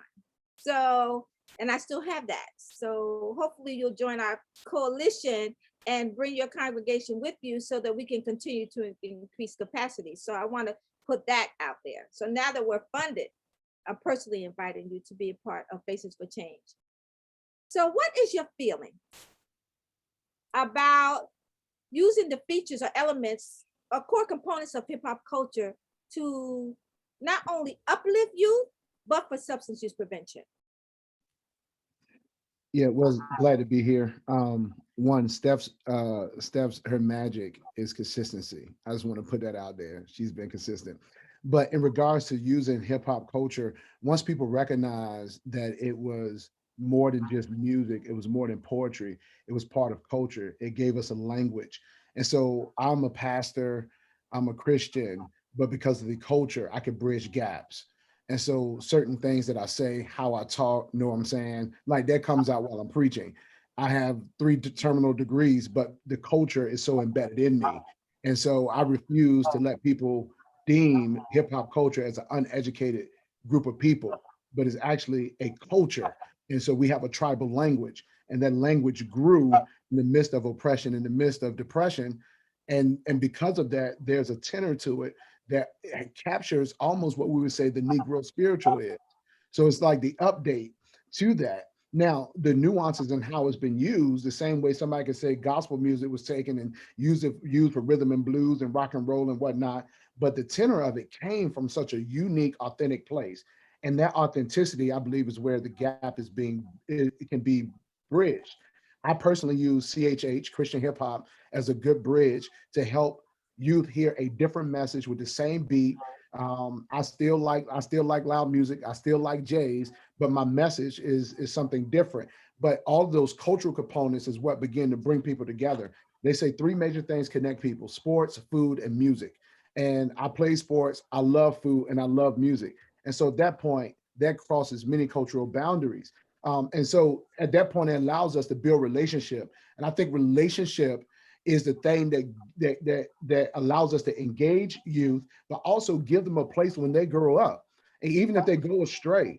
And while I worked at the Boys and Girls Club 10 years ago, plus 10 years ago, I have youth now that come to my church that have their babies that may have had a rough 5 years or something like that, but they have a place where they can land and reestablish life. And I think so many times as counsel culture, we counsel our own people without giving them another way to be able to come up from their mistakes, from their juvenile behavior. And Lord knows, if somebody would judge me 18 to 21, even 18 to 25, I wouldn't be the man that I am now. And so giving people a place in which they can return, all those things, I believe hip hop culture is so embedded in me that I can see how it can be used in so many ways. And I probably quote a rap lyric, secular and Christian, 95% of the sermons I preach. I can't help it. It's in me. I grew up, it was Master P, No Limit Soldiers. I still make them say, it's just for the glory of God. So yeah. Yes. Well, hopefully we can get you to come talk to our coalition and get you even more involved. We appreciate you. As we, this is like so hard. As the mayor said, she put it out there, this probably has to be an annual event, maybe next year to be live and in person, because there's so much to talk about. And I'm sure we are doing our job as triggering the thoughts of those who are in the room and those who receive an edited version of the conference. So in closing, I just want everybody to just respond in the way that you want to respond, as far as what, and in your response, Dr. Chris, Pastor Chris, in your response, you talked about hip hop emerging in the midst of oppression, in the midst of depression. We talked about that yesterday a lot. We focused a lot on hip hop. I want you to connect it to the depression and the oppression that's happening today in your response. But I'm gonna go to one first, and one, just give us like 15 seconds of what you want to say to the Latinx community about the importance of their participation in Faces for Change Coalition, as well as Futuro Latino DFC. I think it's really important, and hip hop and music and cultural as the whole thing. I mean, if we talk about arts, if we can involve these topics in the prevention, we can do a lot. So this is why the coalition is working on different angles and view the looking for different solutions from different points, because I think hip hop and music and other kind of arts, it's really useful for all the things that we are doing. Thank you, and thank you for what you bring to Faces for Change. Stephanie, what do you want to leave us with? 15 seconds. You're on mute. Sorry about that. I would just continue to challenge everyone that is in contact with any youth to continue to be involved, get involved, and yeah, just allow them to be themselves and express to us how they feel and dictate how things will go. But just challenge you to continue to be involved. And Pastor Chris, how you want to end it with a bang? What you got? Gotcha. Well, I think one of the things that when I look at the last year, it demanded hip hop to change the message, because with the oppression that was happening or the conflict that was happening, I think many artists recognize I can't just make music off our horror story. I have to begin to make music to inspire hope. And I think if we move towards a hope-bent message, it'll take us from telling just the sad side of the story and tell the good side of the story that the culture really can represent as well, which does lead us to prevention and lead us to more equity and efficacy amongst people, brown, Black, and those who are part of the hip hop culture. Wow, this is that dynamic, esteemed panel. I just want to thank you. We all thank you. The coalition thanks you. And we look forward to your continued participation. And I gotta check out your church. I did see one video though, when I was doing some research about you, but definitely we'll visit. All right, thank you so much. Thank you. All right, take care. Chrissy, what we got? All right, so now we will have some hip hop spoken word, and that will be coming from the talented Bree Madden Olivares. Bree has loved poetry since the 3rd grade. She currently lives in Shenandoah, Virginia, and was a Spotswood High School graduate. All right, and let's welcome her now. Hello, everybody. Thank you for having me. I'm really happy to be here. Like Chrissy said, I'll be reciting a poem today. It's called Light, and it highlights the idea that I believe Faces for Change is very adamant and very enthusiastic about, which is a deep need for understanding and empathy when combating drug use against the youth instead of judgment.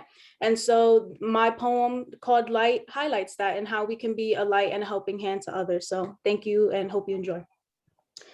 A flower blossoms, blooms, grows in the sunlight, adequately watered and taken care of. Its neighbors keep it company. They sway, colorful, carefree. The wind joins the dance gently, softly. But did you hear about the rose that grew from the concrete? How it defied all odds and grew alone, strong and healthy, fueled by its dreams. I see no difference. All people, like flowers, need love, self or otherwise. So desperate for light, we look anywhere. We take what we can get to feel light. We do what we gotta do to be light. Search for it in the darkness, seek high and low through our highs and lows. You understand, right? We all need love after all. We all need light after all. We all need to get it from somewhere, right? Sow ourselves in barren places, dig our roots in unstable ground. And sometimes we don't know we won't sprout until it's too late. Not too late, there's no such thing. And sometimes it's not up to us. And sometimes things take time. And sometimes it's all so unfair. And sometimes it takes replanting. And sometimes it takes reaching hands like petals. And that's okay. You understand, right? A flower blossoms, blooms, grows in the sunlight. And a rose grows from the concrete, but it doesn't happen overnight. We bloom and blossom, grow from rich soil or cracks in the concrete, but we grow. We find some light and we try. Sway to the music of flourishing gardens, sing to the sweet sounds of firm ground, stretching, reaching, learning, elevating, higher and higher and higher. And it's all good, and it's all life, and it's all light. Thank you.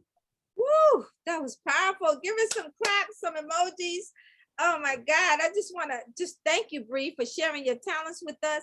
And did you all see how Bree actually connected the two keynotes? If you were here yesterday, you heard about young people being bloom, not blight. You heard about that, right? And then Ian's keynote today talked about the rose that grew from concrete and how hip hop is that rose. So what Bree actually did is connected the two keynotes and connected our message about the power and the pervasiveness of hip hop culture and how we really need to tune in. Thank you, Bree. Thank you. All right, Chrissy, let's move on to the next panel. So now we have our fourth and final panel, and joining us for this, we have Sandra Quigg, Danny Fleming, and Frank Sotachetti.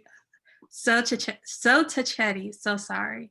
Just call him Pickles. He told me Pickles is the nickname. So just go ahead. We could do that, right, Frank? All right, and in this panel, we will be discussing the role of the DFC in our communities to combat substance use. So Sandra Quigg is the Executive Director of the Boys and Girls Club with over 20 years of nonprofit experience. She serves as the Youth Serving Organization Representative for Faces for Change Harrisonburg.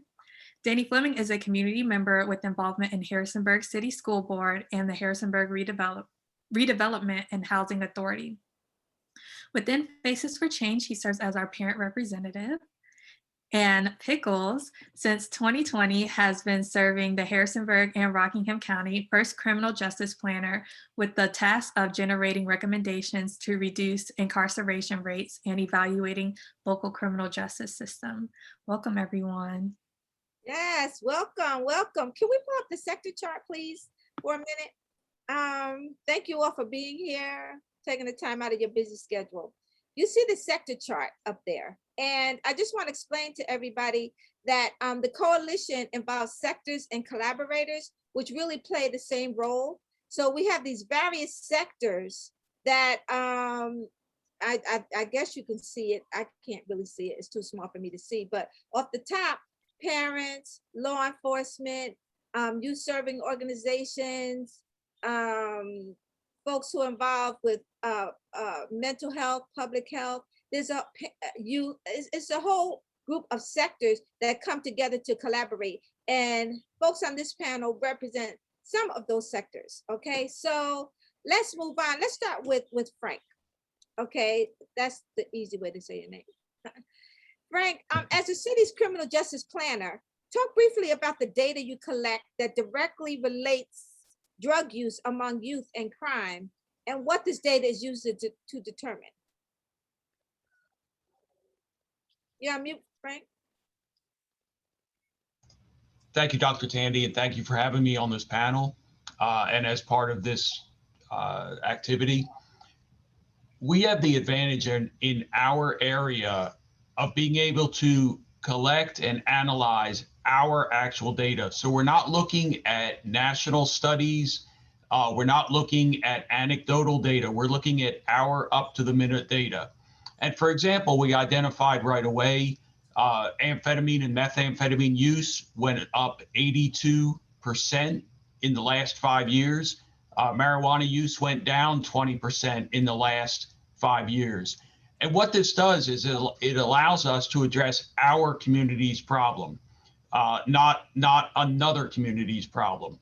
So the data is used to influence and allow our decision makers to come up with solutions and to bolster solutions that help our youth, our adults, make our community better. I love how you talk about how you localize the data. You collect data, and this is what's happening in Harrisonburg, Rockingham County. So you can look at that data to determine what needs to be done. Okay, so we'll be looking at that data a lot as we make our assessments to figure out our plan of action, or to modify our plan of action when it comes to Faces for Change. That's some good stuff. Collecting the data, some people overlook that, but it's critically, it's critically important. So thank you. Now, Sandra Quigg, you represent a very important sector. We all represent important sectors, but a youth serving organizations. Can you talk a little bit about the importance of having resources to support your mission, and how you foresee working with the Faces for Change Coalition in a collaborative effort to meet your bottom line for boys and girls in Harrisonburg and Rockingham County? Sure, yeah. So we have our original club is located here in the Lucy Sims Center. And so most people, when they think of the Boys and Girls Club of Harrisonburg, Rockingham, think of the Sims Center. And a huge shout out to Pastor Chris and Stephanie. They've all worked for the Boys and Girls Club. And so, standing on the shoulders of giants, here I am. So the resources are extremely important. Right behind me, we have our values statement, or values acronym, I CARE. It's integrity. And the second one is collaboration. And then accountability, respect, and excellence. We're all, each of us has our specialty. We all can't be great at everything. And so having the resources to dovetail with Faces for Change is extremely important to us. We run programs throughout the year for our youth. And the collaboration here allows us to have the same vocabulary as Faces for Change, so that when we're all messaging our youth, we're all saying the same things in different ways. And I love the fact, Dr. Harper, that you had talked about, this is Faces for Change is youth-led.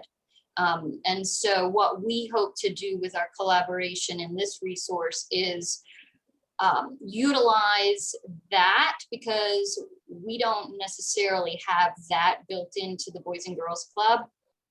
We focus on adult guidance. And so allowing a youth-led aspect into it, we really hope to use these resources, and I'm going to say Frank's resources,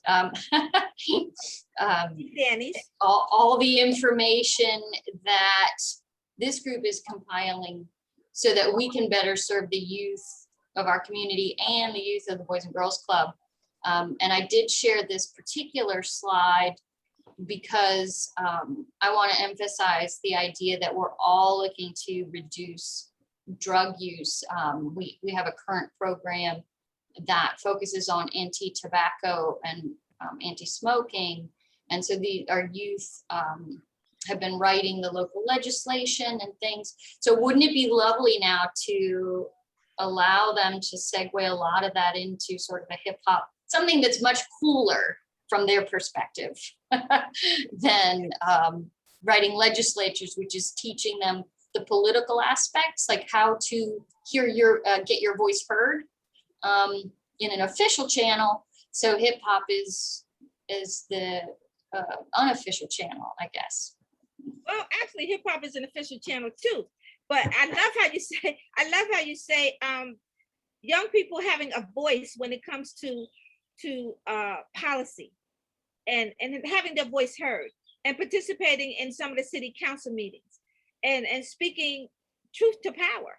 You know, that's really important. So what you're doing with informing them about the way laws are made, the way Harrisonburg city government or any government works, that is critically important and having them participate in that whole process, because they can in fact influence policies that are impacting them on a daily basis. And Danny, you see those policies being implemented all the time with your involvement in the educational system, with their involvement in politics. Danny is involved in so many things in Harrisonburg. Anytime I have the privilege of being at a meeting, Danny is there. So, so speak for a minute about why are community coalitions like Faces for Change so important to a city like Harrisonburg or elsewhere, especially one that focuses on positive youth development and motivating you to choose drug-free and healthy lifestyles. Well, thank you, Dr. Harper. I appreciate the time here. And as I've mentioned to you before, I do feel a little out of place with all the experts and all the folks that you've brought here. So let's stop for 1 minute, if I may. You are an expert. Just like we have to look at our young people as being the experts. And we constantly, sometimes we want to put adultism in there and so forth and act like we know more than they do. We have to look at this whole piece as we are the experts and young people are the experts also. And this is an intergenerational thing. Right. So, a couple of things that I'm working on that really informs, my understanding of this is, in Harrisonburg, I'm part of for the school system, what's called a student wellness committee right now, which we're looking at developing the wellness plan for the public school system moving forward. And kind of two main parts of that, two big lessons that come out of that is one, that student wellness and kid wellness is every student in our system. It's not just those who are coming to our counseling system or through our counseling services. It's every single kid in our system is dealing with wellness and mental health issues at some level. And then the other part of that is that every adult in our school system is responsible and needs to take part in that. And it's not just our counselors that have to respond to our kids, but it's every adult in there has a responsibility for being attentive to and taking care of our kids' wellness. Another, just from a background, I did work in Chicago for a long period of time and worked with 17 to 21-year-olds who, if they weren't with our program, they were either in lockdown or in a residential facility. So there were 17 to 21-year-olds who were in the welfare system and had kind of received the worst of all the adults in society has to give to them. And then following that, I actually was executive director of a group that use arts integration in the public schools to deal with conflict resolution. It actually started because of a mistaken identity drive-by shooting where a 12-year-old was killed in middle school. And we actually had the families of the victims and the families of the perpetrators portray a play in front of the school where they switched perspectives with each other. And I think, the most important thing I've learned through all of this work with kids is they want to be listened to and be understood, like all of us. And that is the breadth and that's the space they need. And it's not the lecturing and solving they're asking from us. It's the listening and love. And I can say that because I hear that all the time. I'm a parent. so I get corrected on that all the time, right? We have to be attentive to it all the time. And, hip hop, may be, in the evolution of music, probably it is our most evolved form of expression in music now. Maybe something will come after hip hop that, evolves after that. But it is the expression that our kids are giving to us. And if we want to hear what they have to say, so much of it is through the music and the culture that surrounds hip hop. And, as a parent, I do think almost every parent now of a kid knows that, hip hop is the music. Hip hop music is redundant. Hip hop is music. Everything else is a smaller form of music in essence. So if you're in the county and your kid is listens to country music, they also know hip hop and they know lyrics and they know, who hip hop artists are. So as a parent, one of the things I have a son who does hip hop. Is ask them, tell me about what you're listening to. My ear isn't good enough to pick up all those lyrics. Can you tell me what that is? And then because I know that, what I'm hearing from them is their expression and the things they want to tell us. I mean, what you just said there in terms of breaking down the lyrics and taking time with young people to talk to them and say, what's your favorite song or who's your favorite artist? And breaking down those lyrics, even if those lyrics say do drugs, you can turn it around and talk about why substance use prevention is so important, why they shouldn't do drugs. So you can take any hip hop song and actually use it as a teachable moment for yourself and for the young person that you're working to engage. So that's and listening and love. We talked about spirit yesterday and the importance of spirit and tuning. Spirituality is a part of the hip hop development theory of change. Spirituality, like things you can't see, tuning into the soul of a young person, giving them love. Sometimes we don't talk about love in the academic literature and so forth, but the love is critically important more than ever. So in a few minutes, if you can each answer this question. Talk to those listening about how their involvement in our DSC can be impactful to youth, families, and communities throughout the city. Speak about the importance of building capacity within Faces for Change as we move forward to combat substance use among young people. If you can each do that in about 30 seconds, that would be wonderful. We can start from you, Pickles. I love that. Okay, thank you, Dr. Harper. I won't call you that in professional environment. Oh, that's fine. So, perfect question, because I wanted to say that as adults, we work 9 to 5, and we need to continue into the night to address the youth in our communities. And one of the things that when we first spoke about this seminar was right away my mind went to action and taking from theory to not everyone's going to be in front of the microphone. There's going to be people that write lyrics and someone else it does the speaking, but there's also the engineering part. And one of the things I asked about was, do we have any studios in our community where kids can go and hang out and do the actual action part of hip hop?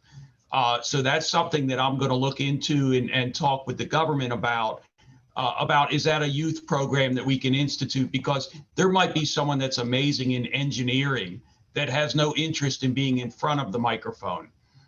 So we can't define what success or failure is for an individual. They need to define that. So we have to be in receive mode. And yes, we are the experts, but they are living this each and every day. Oh, absolutely. Absolutely. We definitely could use a studio or something of sorts so that young people can tune in and that's another panel. But thank you for that. Thank you for that, Pickles. Okay, Danny, 15 seconds. Yeah, I think I think we're all seeing that kind of the adult world has pushed its way down to kids in a repressive ways. It hasn't happened in the past. I mean, it's our kids are feeling it. And we need to listen. They're speaking to us. I think like Sandra said, all the different, our organizations need to listen, our government needs to listen. We need to provide avenues for kids to speak up that way because they need that breath and they need that space. Thank you. Ooh. Okay, Sandra. So I think we're all tied together here because what I wanted to talk about regarding or leave everybody with when we're talking about building capacity is giving kids the space, the authentic space to do organic discovery, right? And so as soon as Frank said a studio, I was like, oh my gosh, I wrote that down in my notes here. And so that definitely will be a future discussion, Dr. Tandy. And giving, again, the space and environment is so important. And that's, let's explore that together. What an esteemed panel. I mean, I look forward to meeting you all in person. This has been dynamic. Thank you so much for lending your knowledge, your experiences, and your skills to this conference. Okay, Chrissy, what are we doing next? All right, so we're going to get a little interactive so we can see physically what y'all are thinking and where your heads are at right now. So this is another segment that we like to call Thoughts in a Remix. And ultimately, we want you to answer this question: what are your action steps further after this conference? Ultimately, with this activity, we ask that, and the link will be posted in the chat for you to make it to this website. We ask that for your responses that we only do one-word responses. So as you can see, listen is a one-word response, share is a one-word response, research is a one-word response. So ultimately, you can use as many responses as you want. Just make sure that they are one-word responses. And Tim is actually going to look through all your answers that you have out there, and we're going to chat a little bit about that. So we'll give you some time to do that. Okay, does everybody see the link in the chat and where you put your one-word response? And then as you put your one-word response, it comes up, right? Yes. Okay.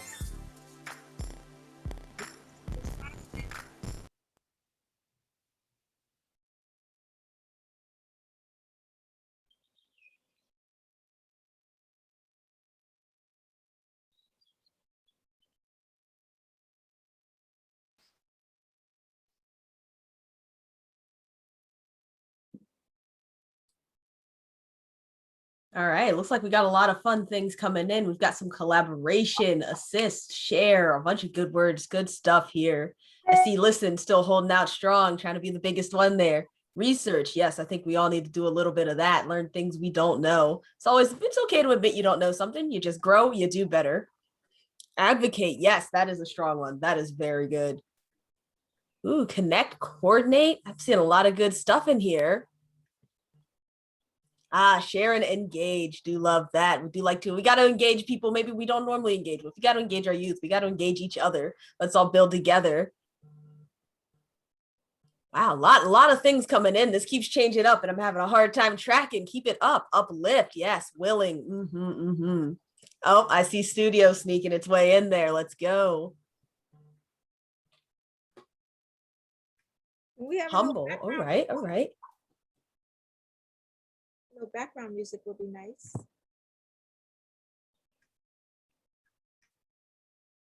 I love how big listen is. It's holding strong for sure. Find. All right. All right. I think we could all work a little bit with that. Cipher. Yes. I see that going along with studio. Ciphers. Yes. Let's just do that. Tim, you want to talk about the mixture of the words and summarize what we see?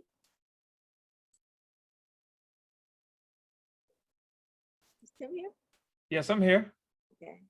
I got you. I remember being younger when they tell you that you have 2 ears and 1 mouth, so you should listen twice as much as you speak. So this is reflective here And I like to pick it back on engage. And Dominique was highlighting that don't only engage with those that you perceive will already be in agreement with you. That is key to engage with different audiences, because oftentimes the strongest relationships are formed with those that on the outside looking in would think that they have nothing in common. I love seeing Humble up here. And the beauty of this word search, the way that it is that it's hip hop without intentionally mentioning the words hip hop.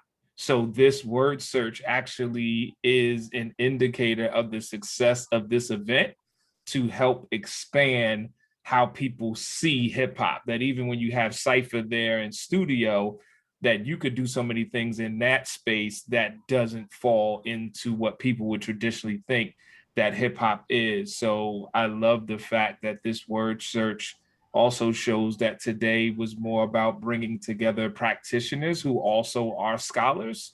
And I think sometimes in certain spaces, you just have scholars without the voice of practitioners. So this really represents a job well done on all fronts. And so I hope that we take this as our marching orders and tie this into our work. So whatever it is that we do professionally and personally, ask ourselves what would our word cloud be of how we go about our work.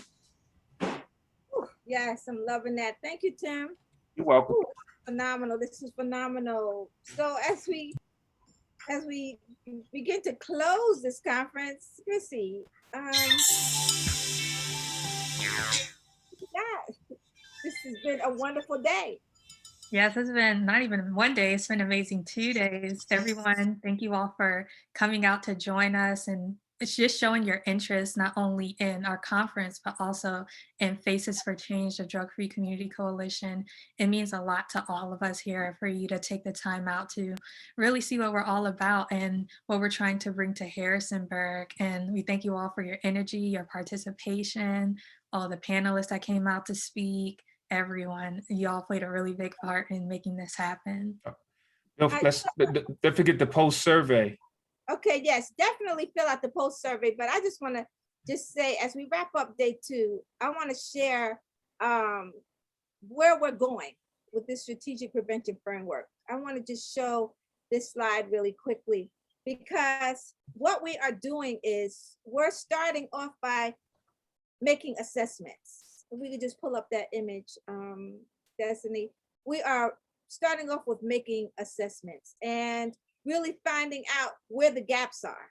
You know, we're looking at the population's needs. We're looking at what resources are definitely available, you know, and what we need to do to come together to make Harrisonburg even better than it already is. Let's take the Friendly City to a whole nother level. And then we go to mobilization and planning. But over the summer, we'll be making these assessments and doing some evaluation and breaking down the comments and the evaluation outcomes and so forth. So this was an opportunity for us to share with Harrisonburg our new theory of change, as well as what we are doing when it comes to implementation of hip hop environmental strategies. I just want to take this opportunity to thank our Mayor Dina Reed and the entire City Council for their support. I want to thank, we want to thank all panelists, all speakers, our collaborators, our sector members, our administrative and production team. I really want to bring to the stage, if you will, I want to bring Destiny up. If you can just let us see your face, Destiny. There she is. Okay, this is Destiny. Destiny has been the person behind the scenes. As Pickles was talking about earlier, there are folks who do the engineering. There are folks to make myself and the other panelists actually look good. There are folks who really take the reins of what's happening and brings it to fruition, it brings it to life. So I want to recognize this is Destiny Lilani Productions for all of her energy and all of her tolerance and everything. So we are really, really thankful for Destiny. If you could just bring Tim up. Tim has been phenomenal with the Youth Popular Culture Institute and the work that we do here at the Institute. He's our advisor, our spiritual advisor, as well as our advisor when it comes to hip hop. He's been doing hip hop for years, and we are just thankful for his energy. Behind the scenes, you got Bill O'Harper. I want to bring him up, and he probably doesn't want to be brought up. But anyway, we have Bill O'Harper, who's also behind the scenes doing the work, editing, putting things together. We're really, really extremely thankful for all that he puts in. He's actually from Harrisonburg, the friendly city, born and raised in Harrisonburg. So you got roots here. If we could bring up Pastor Forney. Pastor Forney, she is the pastor for John Wesley Methodist Church. We want to just thank her for her energy and all that she's done to promote the event.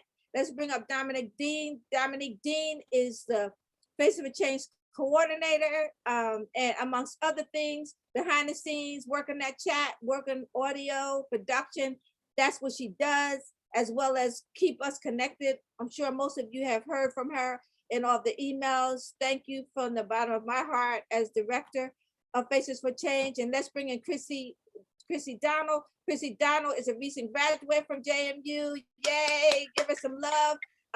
And so we want to thank her for, she's interns. We're all interns because we're all learning. We're all vulnerable. So I just want to say thank you, thank you, thank you for this entire team. Y'all just give them some love. All you can give them in the chat. We just appreciate you. And all. thank you. Thank you for all your efforts in pulling this off. Yes. This has been a great conference, and congratulations to all the Faces of Change sector members. Thank you very much, and everybody who's in attendance. Let's take this to the next level. Let's go to the next level, hip hop. Let's go. Yes, Let's yes. quote from hip hop, Tim, that we could say right now. Let's take it to the next level. All I could think of is woo. Let's rewrite history without a pen. We making history every time we move. And let the record show this conference began and stopped on time. Like what? Let's recognize that. Thanks to Dominique and the crew. It is 12 noon. You have the rest of your day. So make sure you fill out in the chat our post-conference Yes. survey so that Yes. we are able to gather your feedback on that. It is super, super important to us. We'll probably make sure that it gets emailed out to you if you weren't able to access it. But please, please, please, we really want to hear your feedback. So just make sure that y'all fill that out for us whenever y'all have the time. Thank y'all very much. And use your social media. Continue the hashtag going. Let's spread the word. Let's take this global. Friendly city. Yes, and Yes. lastly, don't forget, we're going to be informing you about where you can pick up your conference materials. Okay, be safe, be blissful, give thanks. Peace and love. Peace, peace.